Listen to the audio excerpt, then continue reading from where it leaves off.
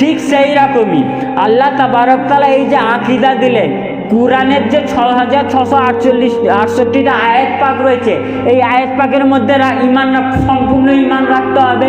যেরকম আল্লাহ তাবারক তাআলা আকিমুস সালাত বলেছেন, এই আয়াতের উপরে ঈমান আছে মানে নামাজ পড়তে হবে। রোজার আয়াত আছে মানে রোজা রাখতে হবে। হজের আয়াত আছে মানে হজ করতে হবে। জাকাতের আয়াত আছে মানে জাকাত করতে হবে। যদি এই জাকাত না করি তো মৌলবি বলে জান্নাত পাওয়া যাবে না। যদি হজ না করি তো মৌলবি বলে জান্নাত পাওয়া যাবে না। যদি নামাজ না করি তো মৌলবি বলবে কি জান্নাত পাওয়া যাবে না। জান্নাত পেতে গেলে কুরআনে যা যা হুকুম আছে সমস্ত কিছু মানতে হবে।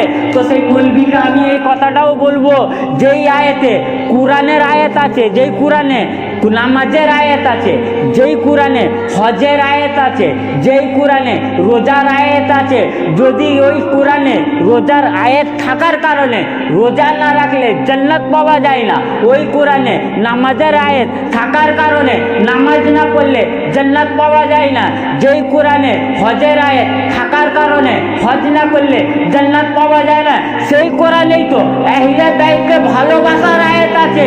যদি আহলে বাইতকে না ভালোবাসলে জান্নাত পাওয়া যাবে না।